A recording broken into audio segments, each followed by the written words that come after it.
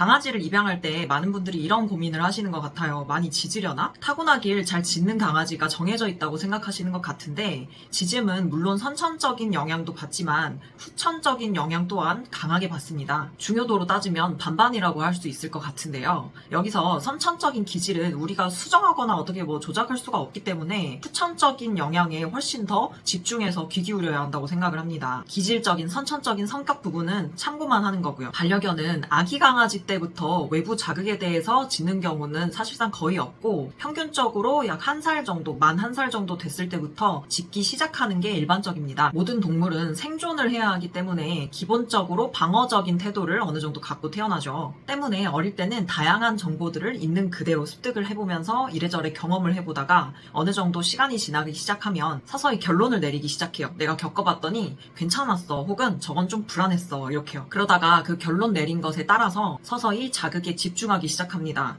시선이 꽂히기도 하고요. 귀를 쫑긋거리면서 굉장히 신경 쓰는 모습이 보여요. 이 중요한 시기에 어떤 특별한 자극에 대한 소개를 받지 못하면 짖기 시작을 하는데요. 처음에는 조금 간헐적으로 짖음이 있어요. 어떨 때는 짖고 어쩔 때는 짖지 않고, 이런 식으로요. 여기서 이제 내 반려견이 짖을 때 보호자가 어떻게 대응을 하느냐에 따라서 짖음이 심화되는 속도가 달라지는데요. 환경적으로 반려견에게 자극이 될 수 있는 그런 상황들에 얼마나 많이 노출을 시켰는지, 그리고 짖을 때마다 강아지를 내버려두는 방식이었는지, 달래는 방식이었는지, 혼내는 방식이었는지, 이런 거에 따라서 말이죠. 여기서 달래면 아이가 불안감이 괜찮아지고 혼내면 불안감이 높아지고 이런 뜻이 아니라, 달랜다고 하더라도 보호자가 반려견의 짖음에 대해서 어떤 반응을 자꾸만 보이는 것이기 때문에 짖음은 아무래도 강화될 수밖에 없습니다. 반응을 하시지 않는 게 그나마 짖음이 심화되는 속도를 좀 늦출 수 있는 태도인데요. 그런데 현실적으로 짖을 때 가만히 놔둔다는 게 쉬운 건 아니기 때문에 아무래도 반응을 많이 하게 되는데, 그렇게 되면 짖었다가 안 짖었다가 하던 대상이 어느 순간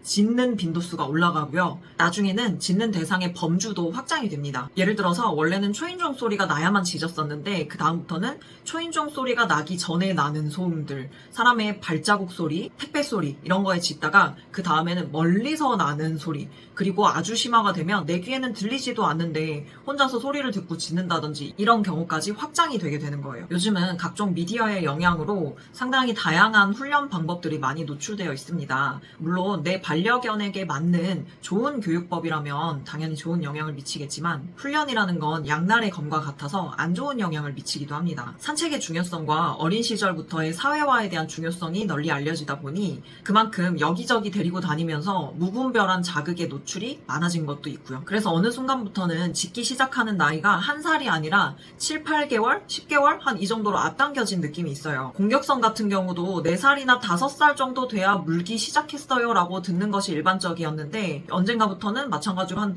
2, 3살쯤부터 공격성을 보이는 경우가 상당히 많고요. 한국은 면적 대비 인구가 참 많습니다. 단독주택보다는 아파트나 빌라, 이렇게 많은 사람들이 한 곳에 모여 사는 주거 형태가 대부분이고, 강아지와 함께 산책을 즐길 수 있는 공원으로 가는 그 길이, 길목들이 다 좁거나 골목골목인 경우도 많습니다. 우리에게는 익숙한 도심 속 환경이지 반려견의 입장에서는 수시로 우리 집 쪽으로 드나드는 낯선 사람을 마주치는 것이고, 어느 정도 지켜줘야 하는 안전거리 또한 계속해서 침범을 당하기도 한다는 뜻이에요. 또 몇 년 전부터는 반려견의 몸집이 조금만 크거나 특정 견종에 속할 경우에 많은 사람들이 좀 불안해하는 사회 환경이 되어서, 그런 강아지들을 마주쳤을 때 화들짝 놀라는 제스처를 취하거나 입마개를 하라라고 화를 내면서 말을 건네거나, 그러다가 이제 그 반려견의 보호자님과 싸움이 일어나고, 이런 경우들이 종종 있는데요. 사실은 이러한 과정들이 원래 괜찮았던 반려견마저 불안하게 만들 정도로 아주 좋지 않은 영향을 미칩니다. 그래서 시간이 지날수록 자꾸만 사람에 대한 어떤 민감한 표현이 점점 늘어나니까